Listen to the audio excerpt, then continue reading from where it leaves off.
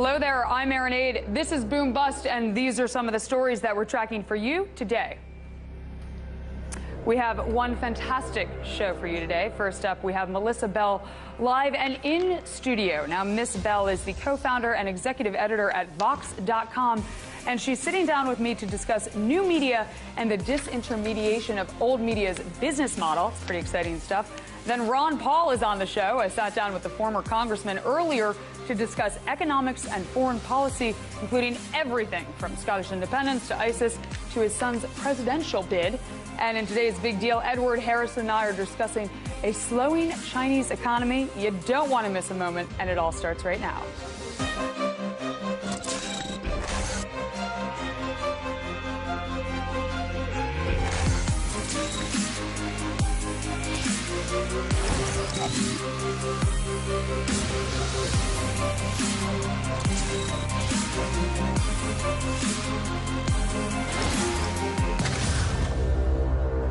Welcome to the show. Now, this is a very big week for Scotland, as a vote for Scottish independence is slated to be held on Thursday, September 18th. However, a complex and potentially more explosive situation is unfolding right now in Spain. Last week, as many as 1.8 million people in Barcelona marched in support of Catalonia's latest bid for independence. On November 9th, the region of Catalonia, which includes Barcelona, is scheduled to vote on whether it is to leave Spain. Catalonia is systemically important to Spain's economy, as the region accounts for 19% of Spanish GDP, 26% of exports, and more than 50% of land exits to Europe. That's a lot. Now, according to local polls, roughly 55% of the more than 7.5 million people in that region want independence from Spain. However, as far as the Spanish government is concerned, the November 9th vote is in and of itself illegal. Madrid has been far less accommodating of Catalonia's aspirations for independence than the British government has been to the Scots. But with the momentum now behind the yes camp in Scotland, Catalan leaders see hope for their referendum this upcoming November.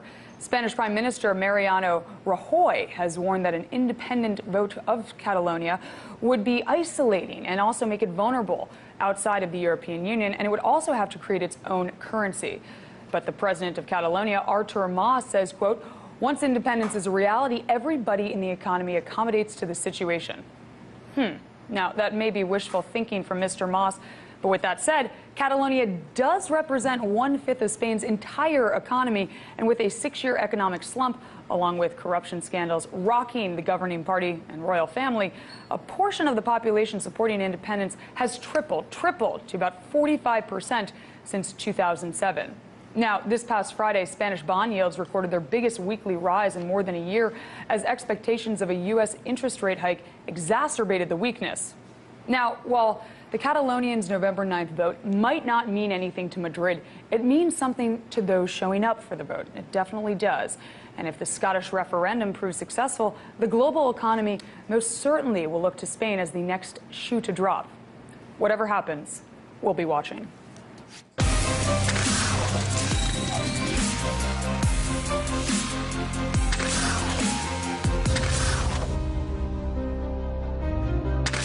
Joining me now in studio is Melissa Bell, executive editor at Vox.com. First and foremost, welcome to the show. I'm thrilled to have you here. I'm a big fan of Vox, but let's dive right in. First question. Now, I've heard you say that media puts forward the newest information and not necessarily the most important information. So what did you mean by that? I think that what we see a lot of times, especially online, is that we're caught in sort of the stream of the latest information. You see it presented in reverse chronological order on blogs. You see it presented in Twitter, where we're constantly updating each other about the latest tidbit on some news scoop. And what happens sometimes is when we're in this flood of information, we sometimes are getting the newest, but we're not getting the most important. We oftentimes leave behind the background or the context to stories, and there's something that can be said for for this characteristic that's missing from a lot of news stories. And I think that the web also provides an answer to how to provide it. The web doesn't have necessarily any lack of space. It also offers the characteristic of persistence. You can put something up online and it will be there for as long as the servers are running. So we're hoping to answer that lack of background with Vox. Now, I kind of get the sense that media, and I'm sure you get this as well, they kind of media, they refrain from presenting, the most important news if it's not sexy enough, if the folks won't want it. But is that a cop-out? Is that okay to do? No, I don't think it's necessarily it's not necessarily a factor of the sexiness appeal. I think that it's really a factor of the space, a question of space. Okay. When you're on a news show, you only have 30 minutes to present the news. If you're publishing something in print, you only have a certain amount of space to tell the story. So really what you need to deliver is the latest information to your viewers or to your readers. You're presenting the information based on the constructs of your vehicle. Right. Online, we don't need to be constricted by space. Yeah, which is extremely helpful. But it's not just about how interesting the news is either. You kind of have to make it digestible for a broad audience. And I want to say, not dumbing it down, but you have to really understand these concepts that you're reporting on. It's imperative. So how do you do that at Vox every day and put out such strong product? Thank you. I love to think about the fact that there's all different levels of understanding of news stories.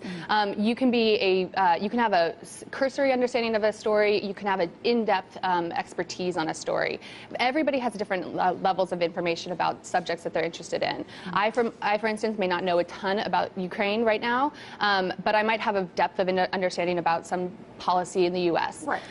But it doesn't matter. I still want to know this. I want to know different levels of information. So we try to present stories according to where a reader is at when they're entering that story. They might need just the basic information to get acquainted with a story, and they might need a much longer, in-depth explanation because they're much more acquainted and they want more information about a story. That makes sense. Now, how much of so-called new media, is going to be about this integrated model where you can use print, you can use video, mobile, phablet, tablet, whatever you're going to use?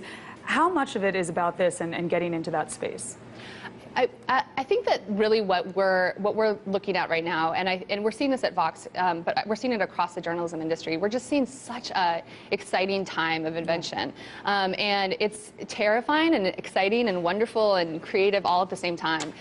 We just were introduced to the new Apple Watch. Do we have to create news delivered to the watch? Perhaps. Probably eventually. Yeah. And I think that's what makes this time so fascinating to be a journalist and also to be a reader, because you're getting news delivered to you in all sorts of formats, and how we figure out how to deliver that context to you is really going to be interesting to watch over the next few years. It absolutely will. But I want to bring this up because back in 2011, News Corp started a tablet-native digital news network called The Daily. I actually worked there, and it was a platform that enabled the news to be delivered via print, via pictures with some captions, via video, whatever was the best way to tell the story, they would tell it in that format.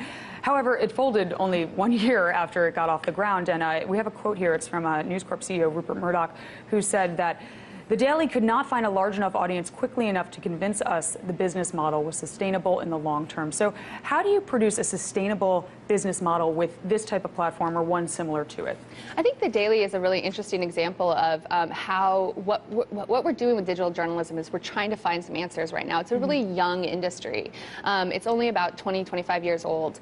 And I think The Daily was an example where you had something a little bit ahead of its time. I think that, we all love to look for the silver bullets in journalism. How is this going to solve the business model? How is this going to, really bring a resurgence to the media industry? And you can't say that just because it didn't work once, it won't work again. There was probably a lot of lessons learned during the Daily's experiment. And I think that what we need to do is just constantly keep trying, keep experimenting with different types. David Plotz, Slate's editor-at-large, recently was tweeting about how when they began Slate in 1996, there was 5 business models.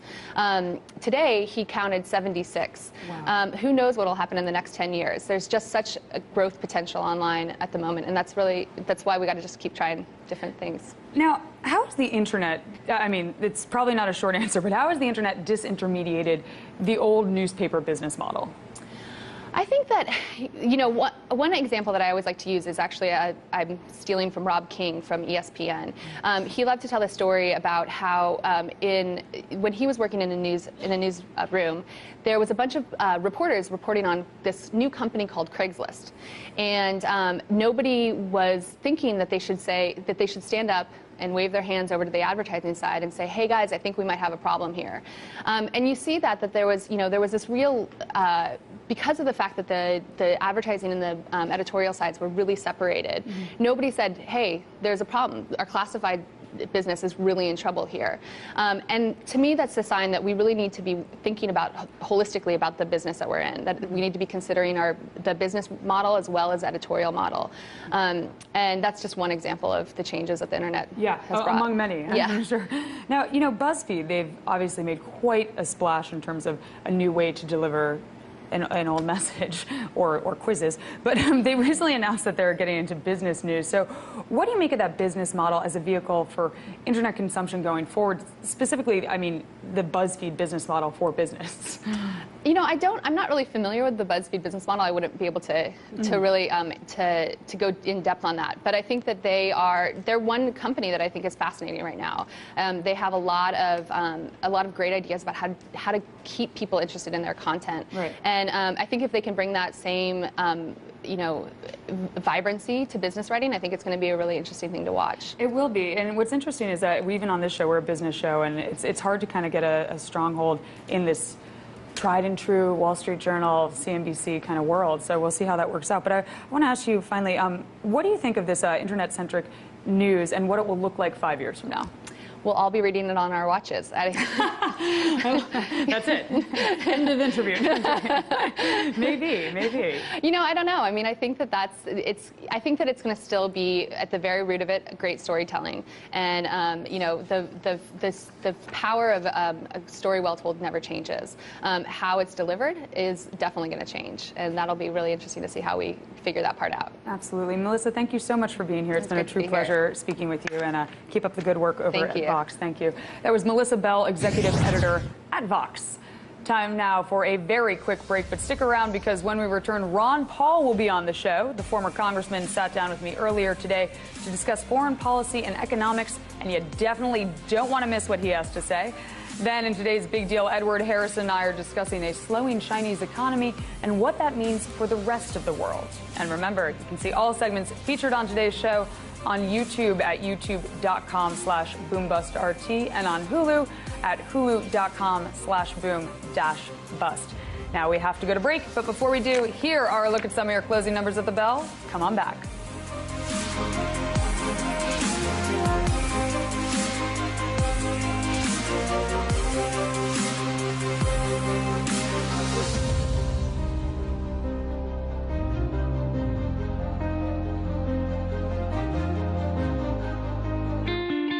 What are your thoughts on what's been going on in Washington? Well, it's a mess, Larry. I mean, the whole country is being scoffed at and laughed at. Enough is enough.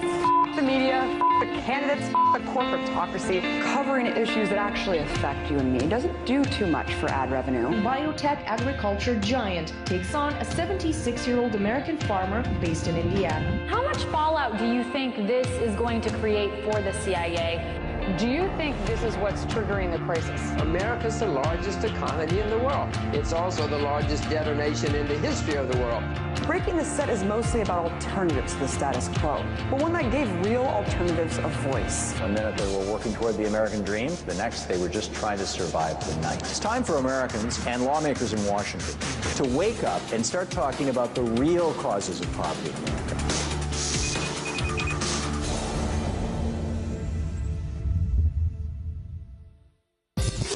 I'm the resident, and I know words are powerful. Words like cheap, as in people who buy the crap our media sells us are acting like a bunch of sheep. Or words like greedy, as in our entire financial system is rigged by a bunch of greedy jerks. Or words like consumers, as in there's more to life than just being gluttonous consumers. I'm the resident, and I'm fighting idiocy one carefully chosen word at a time.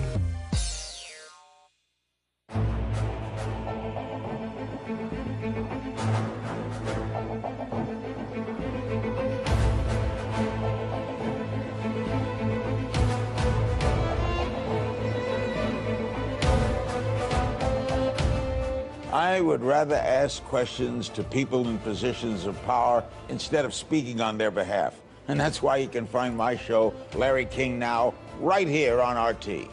Question more.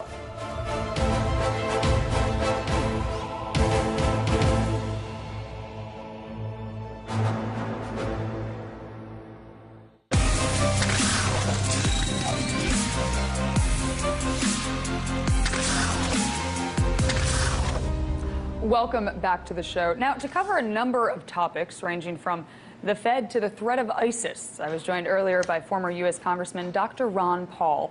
And I first asked him if his son, U.S. Senator Rand Paul, is running for president. Here's what he had to say. I don't know. No, you don't want to break news today? You can do it right here on Boom Bust if you feel like it. It's totally your call. You have to ask him. Oh, okay. Well, in that vein, you know, if you had to advise your son on what to expect in a presidential campaign, theoretically, what would be among the most important, the very most important items on your list in terms of advice? Well, I think I'm past that stage. You know, I had a few years way back where I could influence my children. And after that, I've taught them to be very independent-minded, so I'm not in the business of telling any of my kids what they should believe or do and give them advice. Well, we do know that parents are very powerful in influencing their children. At least my father was in my life, so maybe we can expect some of that. Now, let's move on. Dr. Paul, let's talk now the economics of foreign policy for a bit here. Last time we spoke, you said the U.S. should not be involved in trying to determine what's best for other people. So do you think the money the U.S. spends doing exactly that now would be better used to shore up finances here at home? Well, yes, I think all money spent overseas is harmful because it's usually a negative result from spending it, not only because it costs us something and it takes it out of the productive economy and impoverishes our people. War and wartime expenditures help a small number of people, but not the people per se because it's so wasteful. You take, for instance, the military-industrial complex likes to build weapons, and then some people say, hey, we have to send them over to Syria so we can overthrow Assad. And then those weapons end up in Iraq. And then we say, oh, they're in trouble now. We better help out the Iraqis again. We got to go after these radicals. So what is the first thing we do? We go over there and blow up the weapons. No, that doesn't make any sense. That's all a drain on us, and it comes back to haunt us. That's why we're not welcomed around the world so much, especially in the Middle East, and that's why there's a growing number of people who have been radicalized who would like to kill Americans because we're so involved. But economically, it's always a cost. War is very, very costly. It's usually financed by inflation, that is printing money, which we're doing, and then the devaluation of the currency, which impoverishes the poor people. So there's a moral argument, there's an argument for peace, and there's an economic argument why we shouldn't be there, and it makes no sense whatsoever. The founders of this country said, stay out of it. Stay out of the entangling alliances and be friends with nations, trade with nations, but don't get involved in picking sides in civil wars especially. Should the president take on ISIS in Iraq? I mean, does ISIS represent a clear and present danger to America? No, absolutely not. That's a foolish thing. It was foolish when we got involved in 1990, 91. It was foolish in 2003 when we expanded and invaded it, and the bombing in between, killing hundreds of thousands of Iraqi. It's time to quit and time to say that it's not working. I mean, the weapons that we've sent over there and so-called we're going to help the Free Syrian Army, you know, like McCain wants to do. It's the Free Syrian Army that ended up, turning over their weapons or losing their weapons to ISIS. At the same time, those moderates over there have been helpful to ISIS, and actually it's pretty well recorded now that for $50,000 they turned over one of those journalists to ISIS. I would say it's a bad deal. It's bad for our national sovereignty. It doesn't make us safer. It makes things more dangerous. It's very costly. It sets the stage for an undermining of our civil liberties at home. So I can't think of one good reason to have been over there creating chaos and then switching our authority to the point where, you know, the Bush doctrine is, you know what, if there's a threat out there, we have to, you know, make a declaration of war even though they haven't done anything. You know, it's this whole idea that we have a right to start a war because of a potential danger that might come later on. I say come home, and you would get rid of most of those dangers. Dr. Paul, leaders of more than 30 countries are in Paris meeting to discuss a global response to counter ISIS. Now, 2 countries missing from the talks, that's Syria and Iran. So do you think Western governments will have to work with Syria and Iran if they want to defeat the terrorist group? Well, it's actually crazy, you know, what we're doing. We're over there. We're going to fight ISIS, and ISIS is detested by Syria and Iran. So we don't want to even talk to them. They hate each other. If we walked out of there, maybe ISIS would be disappeared rather quickly. I mean, they're talking about 10 or 20,000, and they have millions of people of Muslims, but they won't dare get involved because I don't think they're going to get the troops. I don't think they're going to get the support. It's going to be all fall on us because they're going to say, well, yeah, we armed the Iraqi army, but the first attack by the radicals, they dropped all their weapons and ran. So they're going to defend this? So I would think that if you don't like ISIS, just walk away and Syria and Iran will take care of them and they'll get rid of all the radicals. Just as Saddam Hussein did.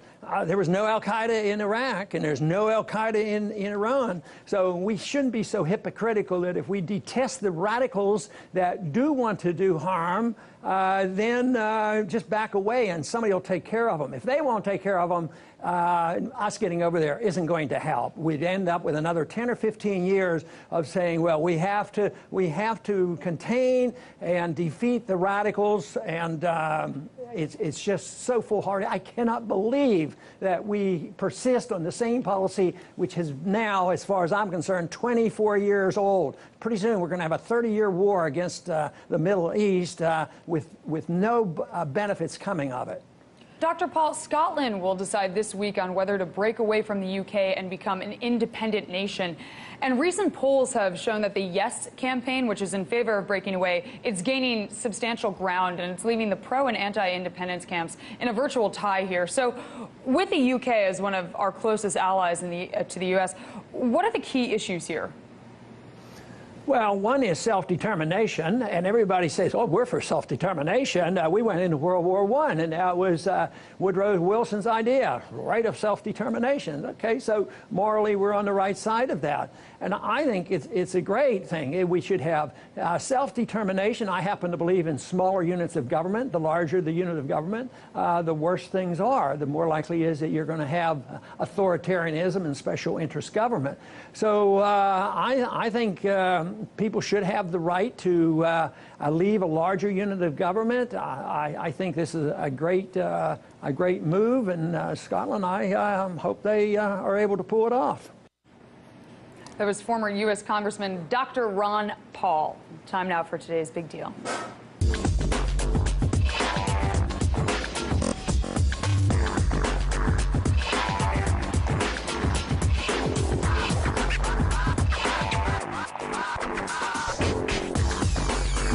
Big deal time with one of my favorite guys, Mr. Edward Harrison. And today we are talking about China. China.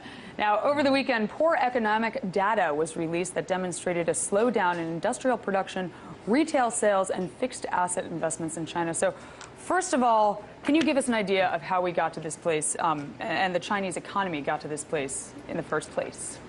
Well, yeah, basically what happened is that China was booming, growing very fast. Then we hit a speed bump in the global economy in 2008 when the United States, much of Europe had a real big problem. And China, they also are very dependent upon exports to the United States and Europe. And as a result of that, they needed to turn on the turbo boosters. They increased government stimulus a lot during that period. And so in the aftermath of the great financial crisis, China was growing very prodigiously. The only problem is not only leading up to the crisis, but during that time, they were creating all sorts of excess capital investment, excess spending, infrastructure, you know, all these cities to nowhere where no one lived. The ghost cities, which are incredible. At some point, the whole thing had to slow down, and that's what we're seeing right now, is that the Chinese authorities have finally said, look, this is getting out of control. All of this this investment is malinvested, and it's a poor allocation of resources. We need to slow it down and write off some of these debts that are associated with it. Now, that's how the Chinese government is obviously responding to it, but what are their options? What options are on the table in terms of taking care of this? Well, yeah, I think that there are two options. As Michael Pettis actually wrote a recent article that I carried at Credit Write Down that's very good about this. It's talking about what does a good Chinese adjustment look like. And his take basically is that a bad adjustment is one where they just keep on going, try to keep the 10% growth rate up, or at this point it's now 7.5%. And keep that going using all of the tools that they've used before in terms of stimulus, excessive credit growth, all of this infrastructure building that creates overcapacity. And doing that may keep the growth up for the short term, but it's just going to build up a lot of bad debt that ends up crashing at the bottom. A good way to deal with it is actually to accept the fact that you need to slow the rate of growth down, perhaps to as low, Michael Pettis says, to 3% over the next few years. Like it's But, you know, people have targets to hit and so forth, and that is, from a lot of people's perspective, it's going to change. It's going to create winners and losers. And the people who are the winners today are not necessarily going to be the winners in that paradigm. And so that's going to create a lot of political upheaval. But sometimes it's taking your medicine. It's what needs to be done to get you back to the place where you have to be. I'm a fan of that. But, you know, what does this data mean kind of for the rest of the world and the U.S. as well economically? Well, given the fact that we have a huge private debt overhang, which we see especially in Europe right now, and even though the United States is growing a little bit better, there is still that overhang. It means yet another place where there's going to be a slowdown. So you already have a slowdown in the United States, you have a slowdown in Western Europe. We have Brazil, Russia, and China, all three of the biggest emerging markets slowing down at the same time. That means that no one's really there to pick up the slack in the global economy. So overall, to the degree that you have some sort of shock to the economy, oil shock, whatever it may be, then there's not going to be another agent that's there to say, look, we're going to actually be able to make up for the lost revenue, the lost income from that shock. We only have 20 seconds, but I want your take. Optimistic on China, yay or nay? What do you think? I'm optimistic over the long term that they can pull it off and that they are actually trying to decelerate it. And they have the wherewithal to be able to politically make that happen. There you have it. All right, Ed, thank you as always. That's all for now, but please follow us on Facebook. Check out our Facebook page, facebook.com/BoomBustRT, and please check us out on Twitter @AaronAid, @EdwardNH. From all of us here at Boom Bust, we thank you for watching, and we'll see you next time. Bye.